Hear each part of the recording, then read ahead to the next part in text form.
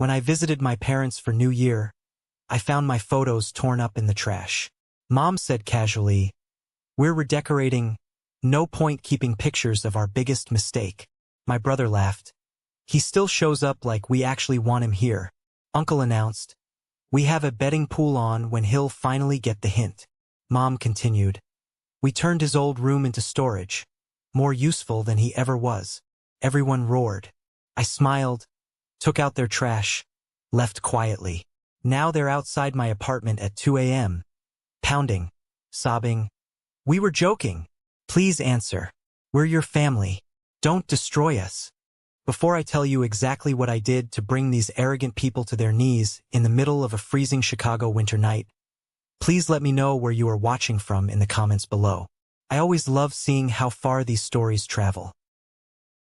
The pounding on my apartment door was so violent it rattled the heavy brass coat hooks screwed into my hallway wall.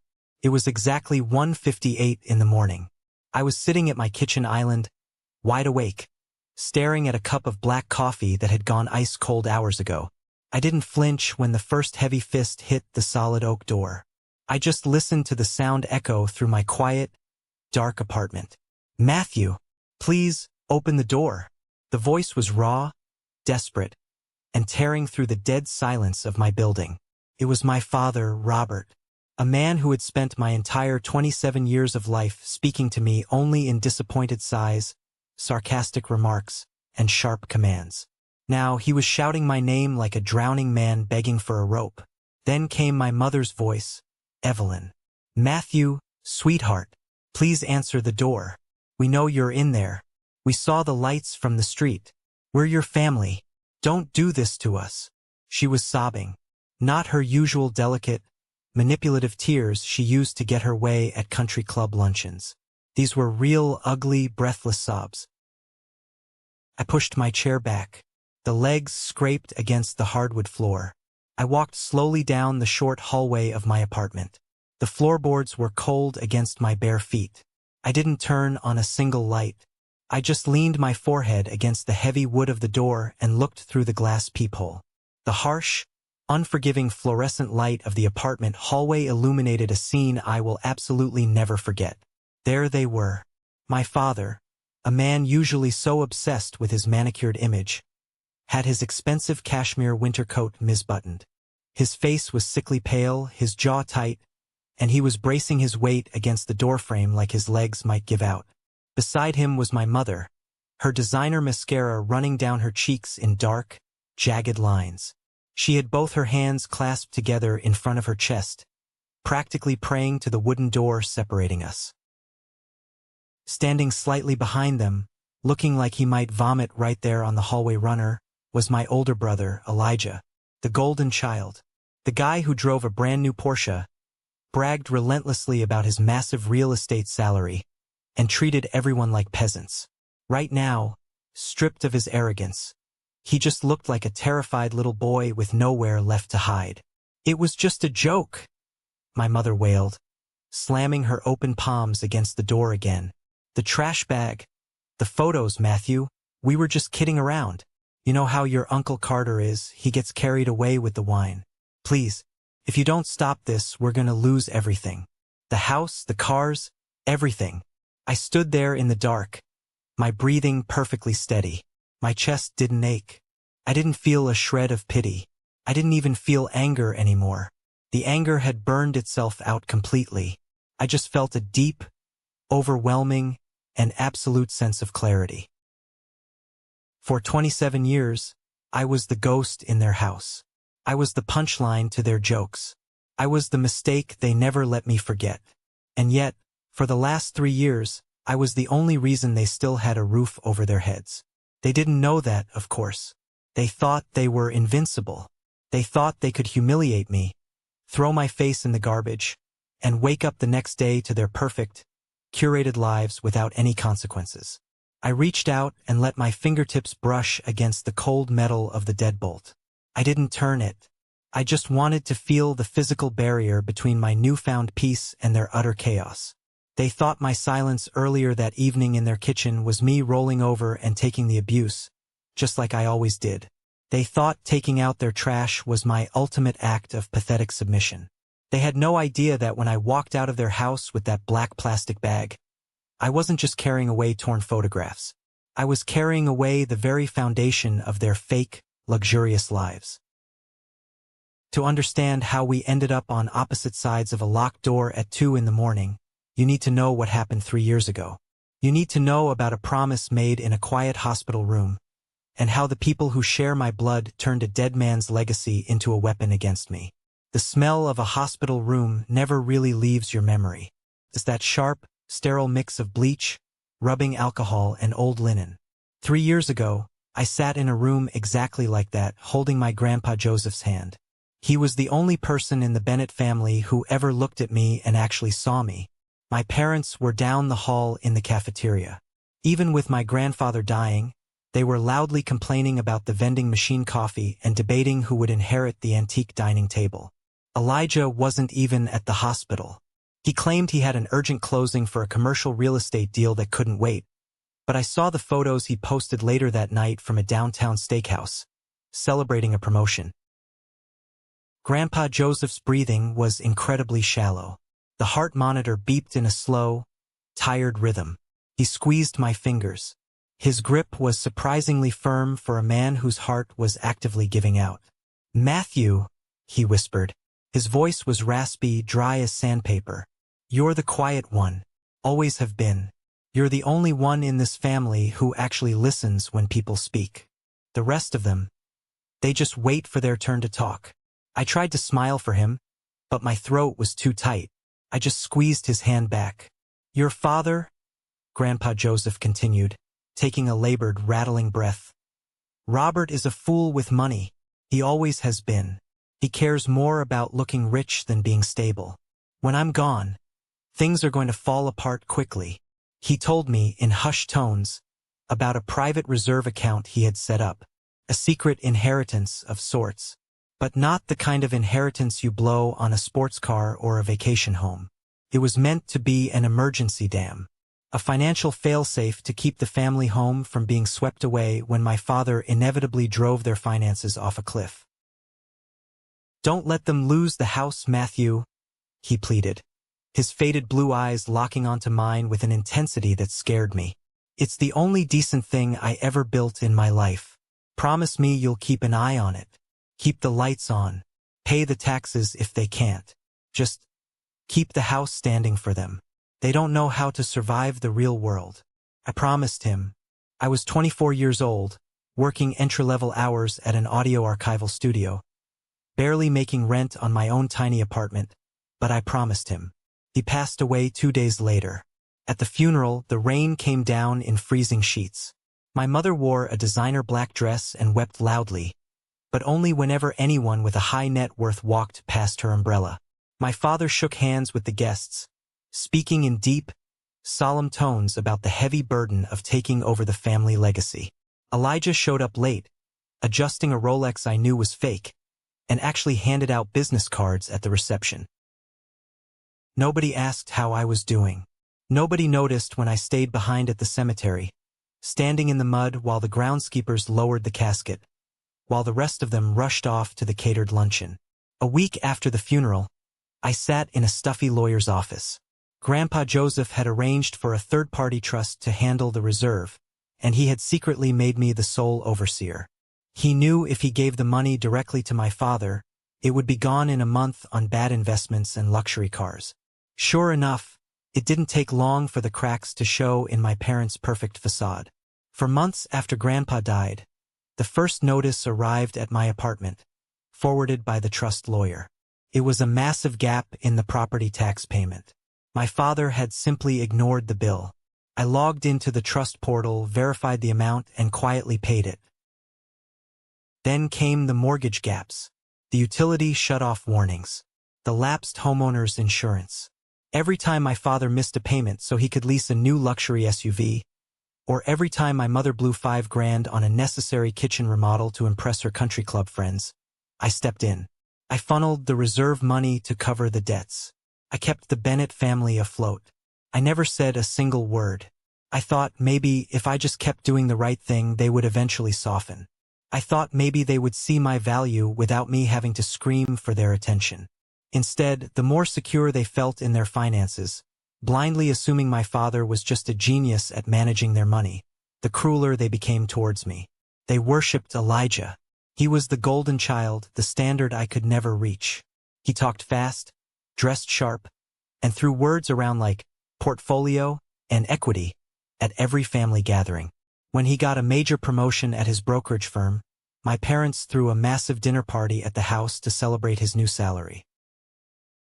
During the toasts, my father stood up, raised his crystal glass and said, "To Elijah, the son who actually knows how to make something of the Bennett name." I was sitting at the far end of the table. My mother leaned over and loudly whispered to my Aunt Sarah, "Thank God we have one child who isn't a complete dead weight. Matthew's still playing with tape recorders in a basement somewhere. I worry he'll be asking us for a handout soon." I stared at my plate. My jaw clenched so tight my teeth physically ached. But I didn't say anything. I just swallowed the humiliation, exactly like I had been trained to do since I was a child. My best friend, Samuel, was the only one who knew the truth. We were having beers after work one night, and I told him about the trust. Samuel slammed his bottle on the bar. "Are you insane, Matthew? They treat you like dirt, and you're secretly paying their mortgage? Cut them off. Let them fail. You're enabling their abuse." "I made a promise to my grandfather," I argued. "Your grandfather didn't want you to be a martyr for people who hate you," Samuel shot back. I brushed off his advice. This toxic dynamic dragged on for 3 long years. They lived in a beautiful, sprawling home, completely unaware that the ground beneath it was being held together by the sun they treated like a disease. Which brings us to New Year's Eve. I hadn't planned on going home. I wanted to stay in my apartment, order takeout, and watch movies in peace. But my mother called and left a voicemail, laying on a thick, manipulative guilt trip about family unity. She said Aunt Sarah was going through a messy divorce and a brutal custody battle, so everyone needed to be there to show support. Like an absolute idiot, I drove the 40 minutes out to the suburbs in the freezing snow. I had to park on the street, 3 blocks away, because Elijah's Porsche and my parents' 2 SUVs were taking up the entire driveway and the front curb. I walked into the house, stomping the snow off my boots. The smell of roasted garlic, expensive wine, and burning cedar from the fireplace hit me. The kitchen was packed. My parents, Elijah, Aunt Sarah, Uncle Carter, and a few cousins were all standing around the massive marble island. I walked over to set down the bottle of wine I had brought. That's when I saw it. Sitting right next to the pristine counter was a heavy black trash bag. It was slouched open at the top. I glanced inside, just out of habit, thinking maybe someone had thrown away a glass or a plate. My stomach dropped straight to the floor.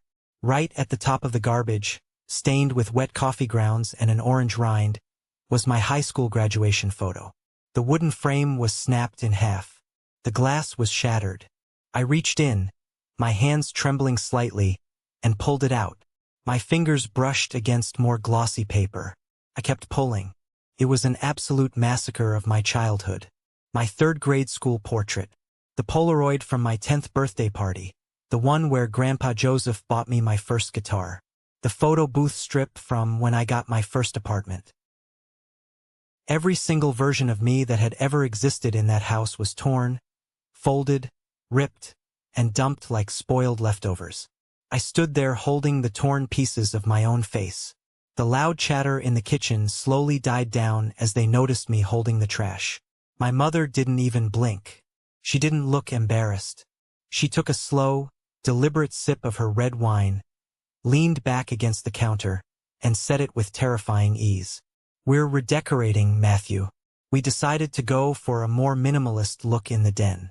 There's really no point in keeping pictures of our biggest mistake on display for company to see." Someone snorted. It was Elijah. He was leaning against the stainless steel refrigerator, holding a craft beer. "Man, I don't get it," he laughed, shaking his head. "He still shows up like we actually want him here. Have some self-respect, bro." Uncle Carter, his face flushed red from drinking too much scotch, slammed his hand on the counter. I told you. We have a betting pool going on when he'll finally get the hint and stop coming around. I've got my money on Valentine's Day. Sarah thinks Easter. Aunt Sarah, the woman I supposedly came to support through her divorce, just giggled behind her hand and looked away, completely complicit. Then my mother delivered the final blow. Her voice was smooth, practiced, and completely devoid of any maternal warmth. Honestly, Matthew, we finally cleared out your old bedroom upstairs. We turned it into a temperature-controlled storage space for your father's wine collection. It's already far more useful than you ever were in this house. The room roared with laughter. Loud, comfortable, familiar laughter. They were performing for each other, and I was the prop. I looked at my mother. I looked at my father, who was chuckling and nodding along. I looked at Elijah, who was smirking at me like I was a bug he had just stepped on. I didn't yell. I didn't curse at them. I didn't cry. My chest felt hollow, like someone had scooped out all my organs and filled the space with ice water. I carefully placed the torn photos back into the black trash bag, making sure the shattered glass didn't cut through the plastic. I gathered the top of the bag, twisted it tight, and tied a firm knot. I looked up at my mother and forced a small, polite smile. "I'll just take this out for you," I said quietly. I picked up the bag, turned my back on my family, and walked out the front door into the freezing night. I didn't slam the door. I closed it gently behind me. They thought they had won. They thought they had finally broken me down so far that I was literally taking out their garbage on my way out of their lives. They had absolutely no idea that I had just walked out with the one thing that was going to destroy their entire world. The drive back to my apartment in Chicago should have taken 40 minutes. I barely made it 3 blocks before I had to pull over. I parked under a flickering orange streetlight. The heater in my car was blasting, but my hands gripping the steering wheel were freezing cold. I stared at the black trash bag sitting in the passenger seat. I wasn't shaking because I was sad. The sadness had burned off the second my mother called me a mistake. I was shaking because of the sheer, terrifying clarity of what I needed to do next. The family I had spent my life trying to please didn't exist. They were parasites wearing designer clothes. I reached over and untied the knot I had made. I wanted to pull out the Polaroid from my 10th birthday. I figured I could at least wipe the coffee stains off it and keep the memory of my grandfather. I dug my hand past the torn graduation photo, but my fingers didn't brush against photo paper. They hit something thick and heavy. I frowned and pulled it out. It was a thick manila envelope, heavily sealed with packing tape. My father's messy handwriting was scrawled across the front in thick black marker. Estate docs/bank reviews. I dug deeper into the trash. Beneath the envelope were 3 old mini-cassette tapes, the kind people used to use for answering machines, and a cracked digital voice recorder. My heart hammered against my ribs. I knew that digital recorder. Years ago, before I became a professional audio engineer, I used to leave recorders around the house to capture family histories. I had lost that specific recorder 5 years ago. I thought it was gone forever. I ripped open the manila envelope. The streetlight outside was too dim, so I aggressively punched the button for the dome light in my car. The first paper I pulled out was a formal letter from a lawyer. I scanned the dense legal jargon. My eyes locked onto the bold text at the bottom. It was a formal notice of intent to initiate foreclosure proceedings on the family home. I grabbed the next paper. It was a home equity line of credit statement from a major bank. The balance was entirely maxed out. Hundreds of thousands of dollars in the red. Next was a massive, unpaid IRS tax lien notice. Then, at the very bottom of the stack was a real estate transfer form. It was half filled out, bearing my father's signature, with my mother's official notary stamp on a separate attached page. I sat there in the freezing car, the engine idling loudly, reading the documents over and over until the printed words blurred together. They weren't just in debt. They were drowning. The walls were completely caving in on them. Suddenly, the jokes in the kitchen made sickening perfect sense. The minimalist redecorating, turning my room into storage. They weren't refreshing the house. They were staging it. They were getting ready to sell it out from under themselves before the bank showed up to change the locks. But there was a massive, glaring discrepancy. I knew exactly how much money Grandpa Joseph had left in that reserve account. I had been managing it down to the penny. Even with their reckless, stupid spending, the reserve should have been more than enough to cover the mortgage and taxes for at least another 2 full years. There was absolutely no way they should be facing foreclosure right now, unless someone had drained the reserve from the inside. I dropped the papers onto the passenger seat, grabbed the cracked digital recorder, and threw my car into drive. I broke 3 speed limits getting back to my apartment. I burst through my front door, ignoring my heavy coat and snow-covered boots, and went straight to my workstation in the living room. I am an archival audio engineer. I restore sound for a living. I take dead, corrupted, impossible audio and bring it back to life. It's what I do better than anyone. I plugged the digital recorder into my interface. It was completely dead, the screen shattered. I had to carefully dismantle the plastic casing, extract the internal memory chip with tweezers, and wire it directly to a reader. It took me 45 agonizing minutes of delicate soldering and typing command lines before the files finally populated on my monitor. There were dozens of corrupted audio files. I sorted them by date. I found the most recent one, created just 2 weeks ago. The recorder must have been tossed into a junk drawer in the kitchen years ago and accidentally switched on when someone slammed the drawer shut hard enough to jar the record button. I loaded the file into my software. It was buried under a thick layer of static, the hum of the refrigerator, and the clinking of dishes. I put on my heavy studio headphones, isolated the frequencies, rolled off the low-end rumble, and boosted the vocal range. The static parted like a curtain. Tell Julian the final paperwork will be ready by the 15th.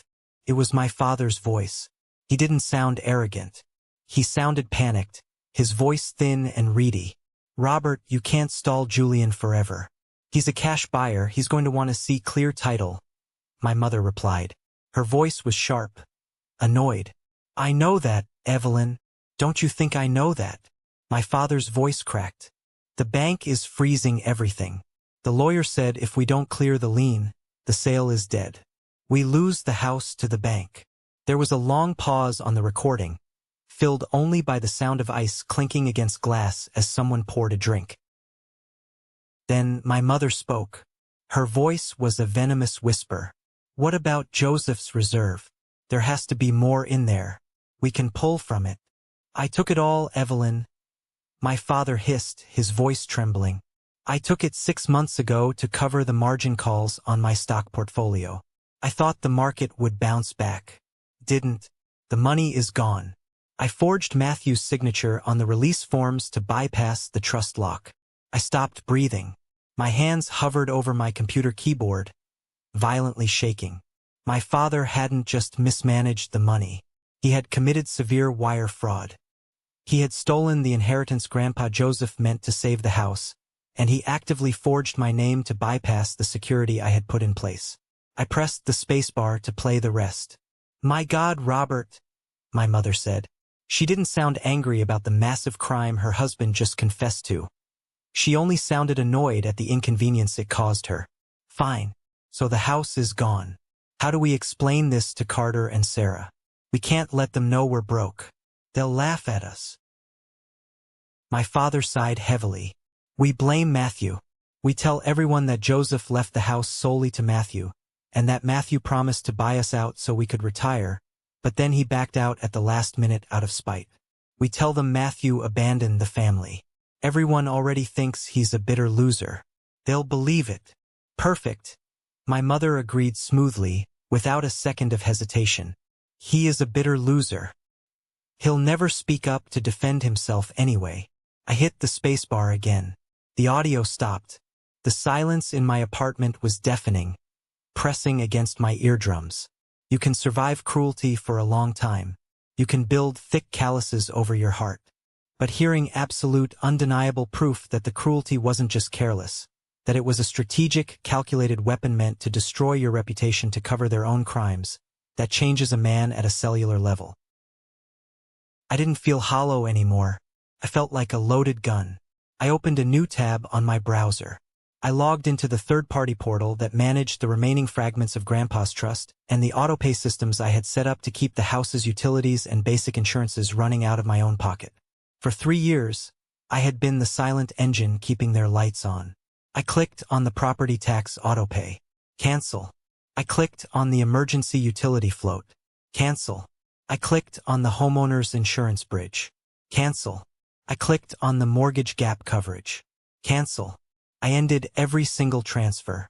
I stripped away every layer of financial armor I had secretly built around them. I left them completely, totally exposed to the financial hurricane they had created for themselves. Then I exported the cleaned audio file. I saved it to 3 different hard drives and uploaded it to a secure cloud server. I took high-resolution photos of the forged documents, the lawyer letters, the tax liens. I built a digital fortress of evidence. Chain of custody is practically a reflex for me. It was 4 a.m. I picked up my phone and texted Samuel. I finally cut the cord. I have proof of everything. I'm letting them burn. Samuel replied 2 minutes later. It's about damn time. Drink some water. Go to sleep. Tomorrow is going to be wild. I didn't sleep.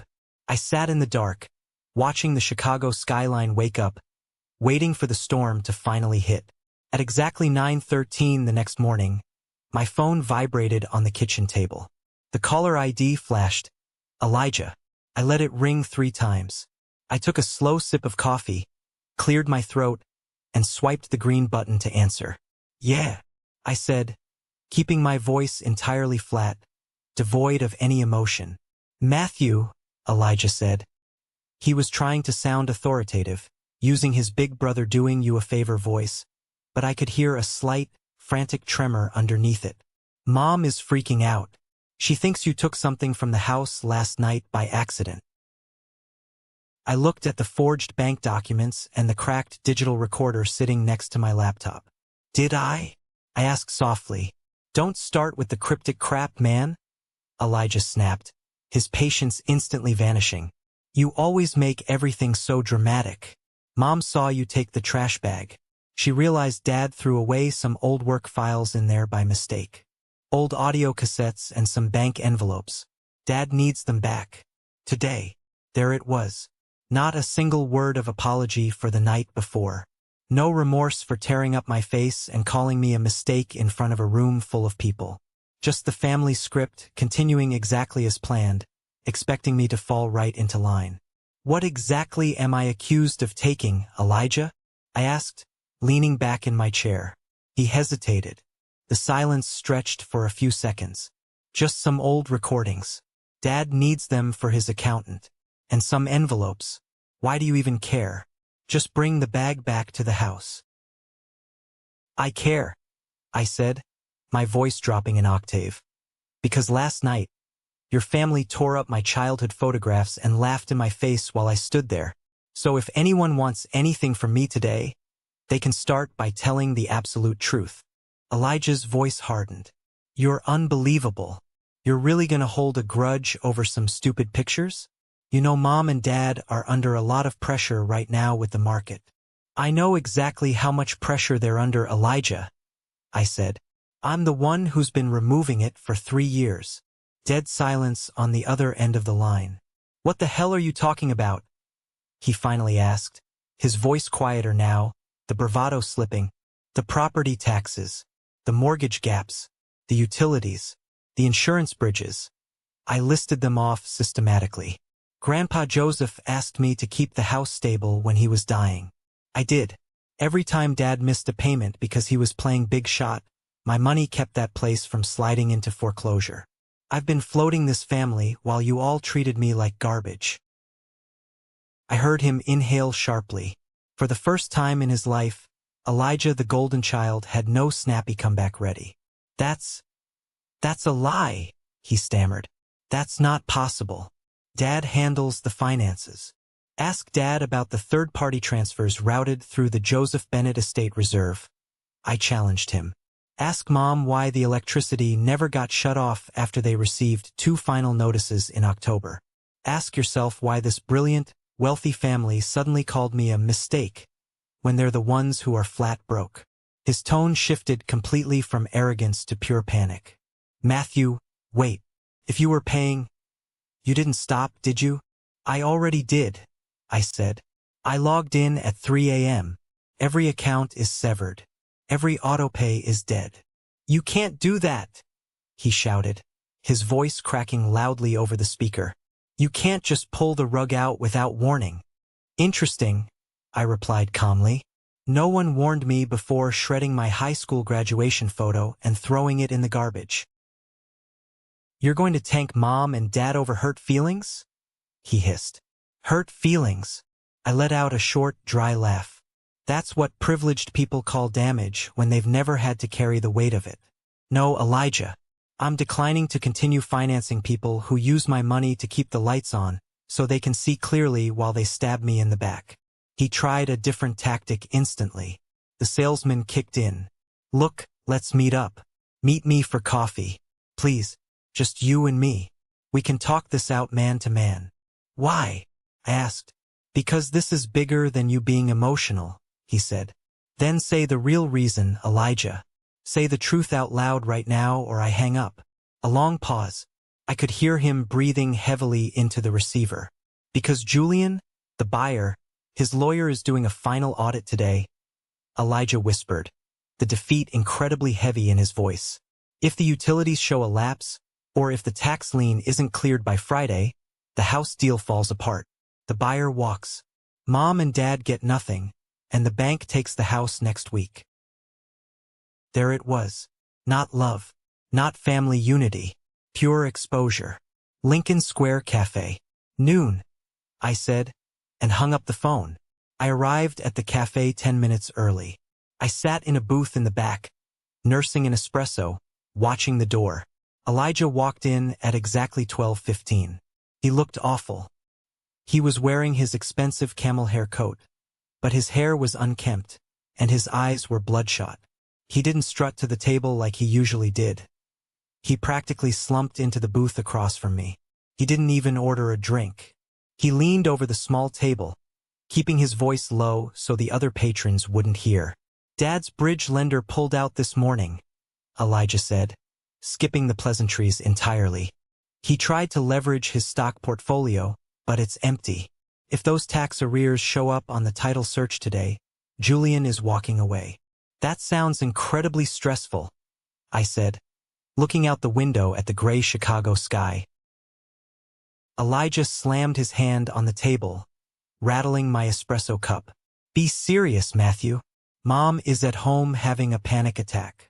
She said some terrible things last night. Fine, we all did. I'm sorry I laughed. I'm not defending it. But if this sale collapses, they lose everything. Not everything, I corrected him, turning to look him dead in the eye. Just the house they were desperately preparing to sell while actively plotting to blame the foreclosure on me. Elijah froze, the color completely drained from his face, leaving him looking sickly pale. How do you know about that? He breathed. I leaned back against the leather booth. I didn't just find documents in that trash bag, Elijah. I found the broken digital recorder Dad threw away. The one that accidentally recorded him and Mom drinking wine and planning to tell the entire extended family that I abandoned them. That I made a promise to buy the house and backed out to ruin them. You recorded them? Elijah looked horrified. No, I said sharply. They recorded themselves. They just forgot that I'm a professional audio engineer who knows how to restore corrupted hard drives. You can't use private family conversations like that, he pleaded. It's illegal. It's messed up. You used my existence in that family as a joke. I fired back, my voice low and dangerous. You used my grandfather's money as a slush fund. Dad forged my signature to steal from the reserve account.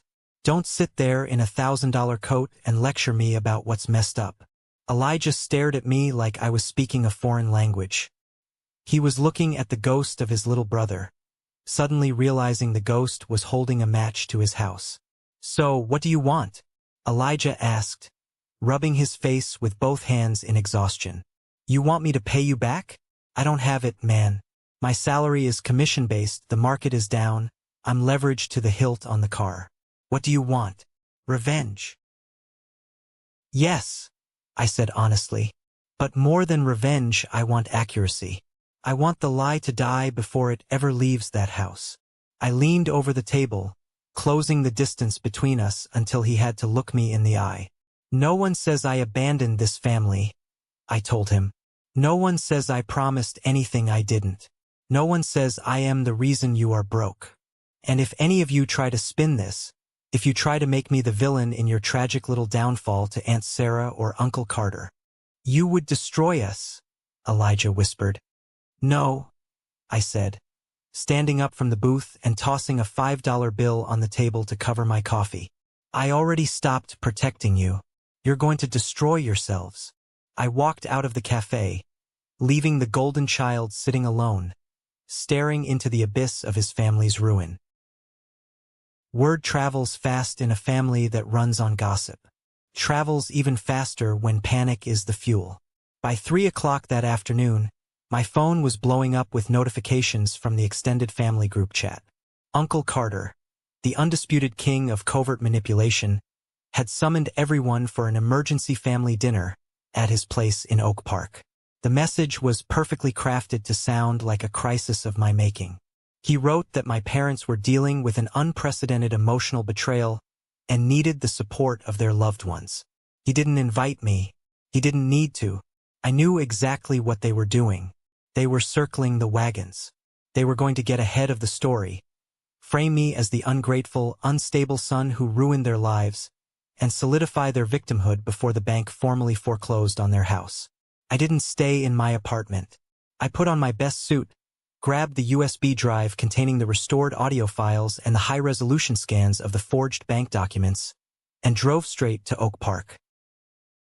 Uncle Carter's house was a massive Victorian colonial, usually filled with the smell of expensive cigars and roasted meat. I parked right in his driveway, blocking in 2 other cars. I didn't care. I walked up the porch steps and didn't bother knocking. I just turned the heavy brass knob and pushed the front door open. The house was packed. The dining room table was covered in catered food. My mother, Evelyn, was standing near the fireplace, holding a glass of white wine and dabbing her eyes with a tissue while Aunt Sarah rubbed her shoulder. Aunt Sarah, who was currently dragging her soon-to-be ex-husband through a vicious divorce and custody battle over their 2 kids, looked like she was absolutely thriving on the fresh drama my mother was providing. My father, Robert, was holding court near the kitchen island, his face red, gesturing wildly as he spoke to a group of my cousins. Elijah was sitting on the sofa, staring blankly at the floor. He was the only one who already knew the hurricane was about to hit. The moment my shoes hit the hardwood floor of the entryway, the chatter died. It didn't fade out. It snapped off like someone had cut a wire. 30 pairs of eyes turned to look at me. Uncle Carter stepped forward from the dining room. He had a smug, condescending smile plastered across his face. The kind of smile a predator gives right before the trap snaps shut. "Matthew," Carter said, his voice dripping with fake sympathy, "we honestly didn't think you would show your face here tonight. We weren't sure you still considered yourself part of this family after what you pulled." A few of my cousins exchanged nervous glances. My mother let out a loud, theatrical sob and buried her face in Aunt Sarah's shoulder. I didn't take off my coat. I just stood there in the center of the room, looking at all of them. "That depends, Carter," I said, my voice carrying easily through the dead silent room. "Is this the part of the evening where you all pretend I'm mentally unstable? Or is this the part where my father asks me to keep funding his fraudulent lifestyle?" The room collectively stopped breathing. Carter's smug smile vanished instantly. My father pushed his way through the crowd. His face was a mask of pure, unadulterated rage. He pointed a thick finger at my chest. "You get out of this house right now. You are not going to come in here and disrespect us after you abandoned your responsibilities." "My responsibilities?" I asked, raising an eyebrow. I reached into my jacket pocket and pulled out my phone. I didn't yell. I spoke with absolute, terrifying precision. "Let's talk about those responsibilities, Robert." I opened the digital ledger I had saved on my phone. On October 14th, 2 years ago, I paid $6,420 directly to Cook County to stop a tax lien from defaulting on your property. I read aloud. I looked up. Aunt Sarah had stopped rubbing my mother's shoulder.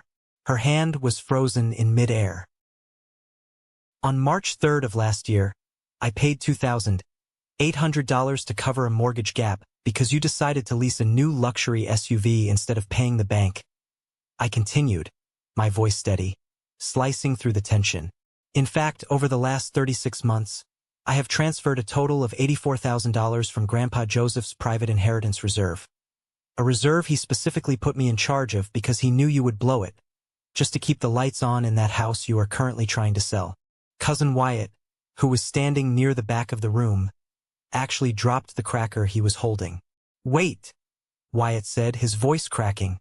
"Matthew was paying for your house?" "Shut up, Wyatt," my father roared. He turned back to me, his chest heaving. "This is private family business. You are taking a private financial misunderstanding and weaponizing it to embarrass us." "Embarrass you?" I took a step closer to him. He actually flinched and took a half step back. "You embarrassed yourselves when you threw my graduation photo in the garbage and called me your biggest mistake in front of half the people in this room. You made me a punchline. I am just providing the punchline with the receipts." My mother pushed past Aunt Sarah. Her tears were gone, replaced by vicious panic. "You are twisting the facts, Matthew. You manipulated your grandfather when he was sick." "Did I?" I asked. I held up the small black USB drive so everyone could see it. "Because I also brought the audio recording from the digital voice recorder Dad threw in the junk drawer. The one that accidentally recorded you both 2 weeks ago." I looked directly into my father's eyes. They were wide with sheer terror. "Do you want me to play the part where you admit to forging my signature on the trust documents, Robert?" I asked, my voice dropping to a low, dangerous growl. "Do you want them to hear you confess to committing federal wire fraud to drain the rest of the inheritance to cover your failed stock margins? Or should I just skip to the part where Evelyn suggests framing me for the entire bankruptcy so you don't lose face at the country club?" Aunt Sarah gasped loudly. Uncle Carter looked like he had been struck by lightning. The absolute silence in the room was deafening. The golden facade of the Bennett family was shattering into a million unrecoverable pieces right in front of their audience. Elijah finally stood up from the sofa. He looked sick. "Matthew, please, stop. They get it. We get it." "No, they don't," I said, turning my gaze back to my parents. "But they are going to. Here is my ultimatum. You have exactly 24 hours. I swept my eyes across the room, making sure every single person heard me clearly. "Within 24 hours, my parents will post a message in the family group chat. They will explicitly state that I did not abandon them. They will admit that I privately funded their lifestyle for 3 years. They will admit that they stole from Joseph's estate. And they will admit that they lied to all of you to cover it up. If that message is not sent by this time tomorrow, I take this USB drive to the police, to the bank's fraud department, and to Julian's real estate lawyer." My father looked like he was going to have a heart attack. He opened his mouth to speak, but no sound came out.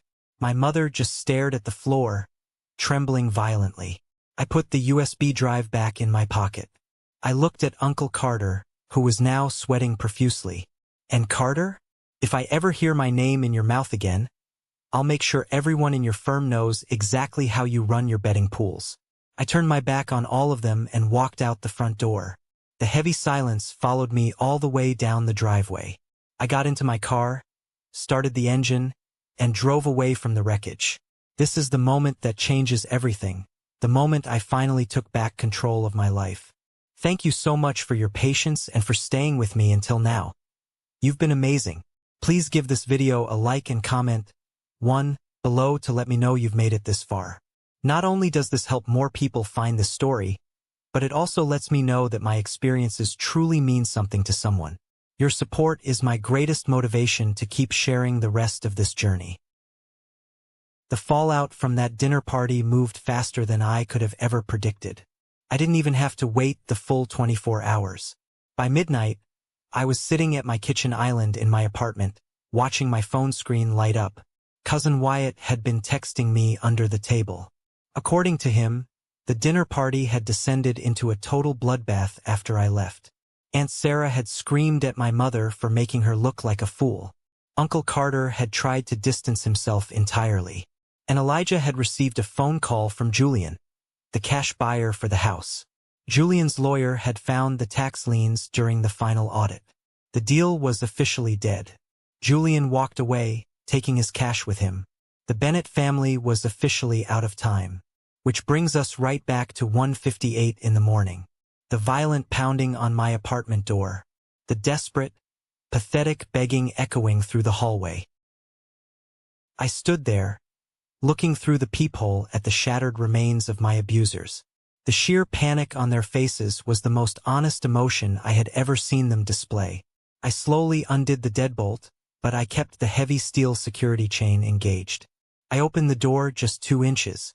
The cold hallway air slipped into my apartment. Matthew! My mother immediately shoved her fingers into the gap, trying to pry the door open further, but the steel chain held firm. Please, sweetheart, let us in. We can fix this. Take your hand out of the door, Evelyn, I said. My voice was completely flat. She flinched like I had struck her across the face with a whip, yanking her fingers back. You called me Evelyn, she whispered, fresh tears spilling over her ruined makeup. That's your name, I replied. You stopped being my mother the second you called me a mistake in front of an audience. My father pushed his way forward.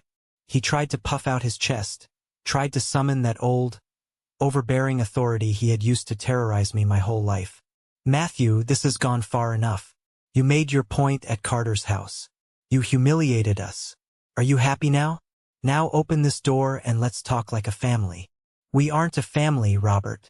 We are a crime scene, I said, staring blankly into his bloodshot eyes. And I already gave you my terms. Why are you here? Because Julian pulled out. My mother sobbed, her voice echoing loudly. The bank is going to foreclose on Monday. They're going to take the house. We have nowhere to go. You have to transfer the reserve money back. You have to turn the accounts back on. The reserve money that Dad stole? I asked. The money he committed fraud to get? I don't have it. He blew it on the stock market. I couldn't save you now even if I wanted to, which I absolutely do not. My father's face contorted in anger. You ungrateful little... Stop it! The scream came from behind them. It was so loud, so raw, that both my parents physically jumped. It was Elijah. He pushed roughly past my father, his expensive coat slipping off his shoulder. His face was twisted in a mixture of pure terror and blinding rage. But the rage wasn't directed at me. It was directed at them. Stop yelling at him, Dad. Just stop it. Elijah screamed, his voice cracking violently. You lost the house. It's over. Julian just called my boss. Do you understand what you've done? My boss knows the title is dirty. He knows about the liens. Christian, my biggest client, is threatening to pull his portfolio from my desk because he thinks I'm tied up in your financial mess. My parents stared at Elijah in stunned, horrifying silence. The golden child was finally turning on his creators. Elijah pointed a shaking finger at my father. My salary is going to plummet. I might lose my license if the fraud investigation goes public. You used me as a prop to look rich, and now you're dragging me down with you. Elijah turned his wild eyes to me through the crack in the door. Matthew, please, if you take that audio to the police, the investigation will nuke my career. I'll lose everything. What do you want? I'll do whatever you want. I looked at my older brother. The guy who had laughed at my torn photographs just 24 hours ago was now quite literally begging for his professional life. I told you what I wanted at the cafe, Elijah, I said calmly. I want the truth. Tonight. Right now. In the family group chat. Elijah didn't hesitate. He pulled his brand new iPhone out of his pocket. His hands were shaking so badly he almost dropped it. He unlocked the screen and opened the family messaging app. Elijah, don't you dare. my father hissed, reaching out to grab the phone. Elijah violently slapped my father's hand away. The smack echoed sharply in the hallway. Don't touch me. You did this. You forged his name. You stole from Grandpa. I am not going to prison or losing my career for your pride. Elijah began typing furiously. I'm doing it, Matthew, he gasped out. I'm telling them everything. My mother let out a horrific wail and sank to her knees right there on the cheap hallway carpet. She buried her face in her hands, sobbing uncontrollably. My father just stood there, completely paralyzed, watching his golden son destroy their final shred of dignity. It took Elijah 3 full minutes to type out the message. He didn't soften the blow. He didn't use gentle words. Driven by pure self-preservation, he laid out every single fact. He confirmed the stolen inheritance. He confirmed the wire fraud. He confirmed that I had been paying their bills for 3 years. He confessed that they had planned to frame me for their bankruptcy. Send it, I commanded. Elijah hit send. A second later, my phone vibrated in my pocket. I pulled it out and opened the chat. The message was there. A massive block of text exposing the Bennett family for exactly what they were. Almost immediately, the chat started exploding. Cousin Wyatt replied with a shocked emoji. Aunt Sarah left the group entirely. Uncle Carter sent a single question mark. The damage was done. The truth was permanent. I looked back through the gap in the door. My mother was still on the floor crying. My father was staring at the wall, completely broken. Elijah was looking at me, his chest heaving.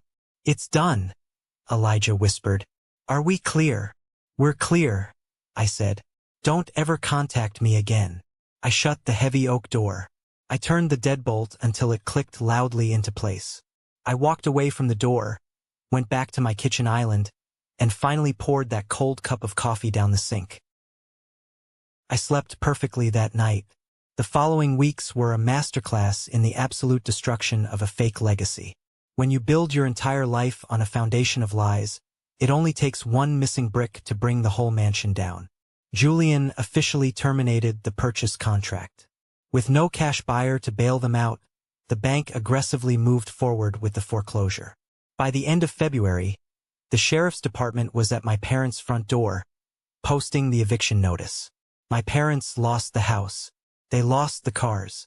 They were forced to move into a tiny, cramped, 2-bedroom apartment on the outskirts of the city. The social fallout was even worse than the financial ruin. The family group chat message had spread like wildfire. My mother's wealthy country club friends dropped her instantly. People who worship status despise nothing more than poverty, especially poverty caused by fraud. Uncle Carter was quietly asked to step down from his position on the local country club board. His reputation as a malicious gossip had finally caught up to him. Aunt Sarah's divorce actually got messier. Her husband's lawyer got wind of the family fraud and used it to argue that Sarah came from a financially unstable and morally bankrupt environment, heavily impacting the custody negotiations for her kids. Sarah blamed my parents entirely and stopped speaking to them. Elijah managed to keep his job, but just barely. He lost his massive promotion. His elite client, Christian, transferred his portfolio to a competing brokerage firm, citing trust issues. Elijah was forced to sell his Porsche to cover his own debts and started taking the train to work. And me? I flourished. The day after the confrontation at the door, I went into my studio feeling lighter than I had in 27 years. I wasn't carrying the weight of their secrets anymore. My boss, David, pulled me into his office that afternoon. He had been reviewing my recent audio restoration work on a massive historical documentary project. He offered me a senior engineering position on the spot, complete with a massive salary increase and my own private studio suite. I celebrated by taking Samuel out for a steak dinner. We sat in a high-end restaurant downtown, clinking our glasses. "You did it, man," Samuel said, grinning across the table. "You actually cut the cancer out." "I didn't just cut it out," I replied, taking a sip of my drink. "I cauterized the wound. But I had one final piece of business to handle. I wasn't going to let my father walk away with Grandpa Joseph's stolen inheritance without facing legal consequences. I wasn't going to let that money just vanish into the ether of his bad stock trades. I hired a brutal, relentless estate lawyer. We filed a formal civil suit against my father for breach of fiduciary duty and fraud regarding the reserve account. I didn't press criminal charges. I didn't want the circus of a criminal trial dragging on for years, but I sued him for every penny he had misappropriated. My father didn't even have the money to hire a decent defense attorney. He settled out of court. We legally garnished his remaining retirement accounts and whatever meager wages he was making at a new, low-level consulting job he managed to find. I didn't keep a single dime of the recovered money. I took the entire amount, every dollar he had stolen from Grandpa Joseph's legacy, and donated it to a charity that funds college tuitions for underprivileged kids who actually want to work hard for their future. Grandpa Joseph would have loved that. About 4 months after the eviction, a cardboard box arrived at my apartment building. It was shipped via standard mail, and the return address was my parents' new, depressing apartment complex. I carried the box upstairs to my kitchen counter and cut the tape with a pocket knife. Inside were brand new, cheap wooden picture frames. Inside the frames were reprints of the photos they had torn up and thrown in the trash on New Year's Eve. My graduation photo, the 3rd grade portrait, the Polaroid from my 10th birthday party. They had clearly gone to an immense amount of trouble to track down digital copies or negatives from extended family members to reprint them. Sitting on top of the frames was a small, handwritten note on cheap-lined paper. It was my mother's handwriting. "Matthew, we are so sorry. We were blind. Please let us try to fix this. We miss our son. Mom." I stood in my kitchen and read the note 3 times. I didn't feel a lump in my throat. I didn't feel a tear prick my eyes. The words felt completely empty. They didn't miss their son. They missed their punching bag. They missed the guy who quietly paid their bills. They were living in a cramped apartment, drowning in consequences, and they wanted their safety net back. I looked at the freshly framed photos. They were pristine, perfect, but they weren't the originals. The originals had been destroyed in a fit of cruel arrogance. You can apologize for breaking something into a million pieces. You can even try to buy a replacement. But replacement is not restoration. You do not get to shatter someone's soul and then dictate how and when they are supposed to heal. I took the Polaroid photo out of its frame. I carefully slipped it into the pages of a journal I kept on my desk. It was the only memory of Grandpa Joseph I truly needed. Then, I gathered up the rest of the brand new frames, walked out to the alley behind my apartment building, and dropped the entire box straight into the dumpster. I never replied to her note. It has been over 2 years since that freezing night in Chicago when I locked my door and walked away from my bloodline. People often hear stories like mine and they aggressively search for a comfortable moral lesson. Society loves a story of reconciliation.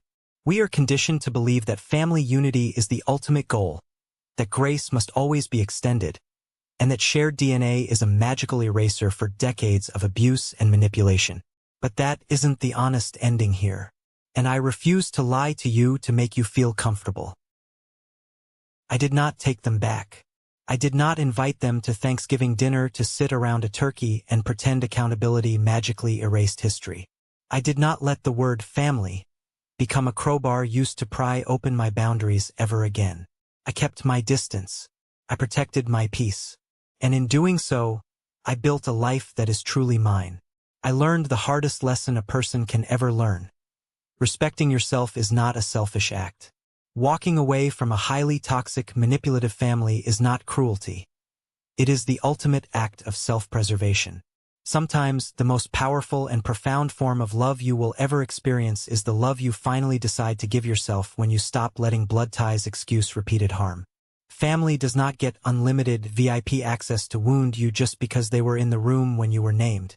You are allowed to choose peace over loyalty. You are allowed to choose truth over performance. You are allowed to choose distance over damage. Some people, like my parents and my brother, will only ever learn your true value when losing access to you becomes painfully expensive. Thank you for sticking around and listening to my story. I know it was heavy, And I know it was dark at times, but I hope this resonated with you in some way. We all carry scars from the people who were supposed to protect us. Have you ever found yourself in a similar situation? Have you ever had to walk away from someone you loved because staying was destroying you? If you made it all the way to the end of this video, you belong to a very special group. I want you to go down to the comments right now and type the letter W. W stands for winner. It's the secret code for the 1% club. The amazing people who stayed through the uncomfortable truths and the painful realizations, right to the very last second. When I see that W, I know you truly understand what it means to take your life back. Please hit that like button if this story meant something to you, and don't forget to follow and subscribe so we can continue to share these journeys together. Stay strong, protect your peace, and I will see you in the next one.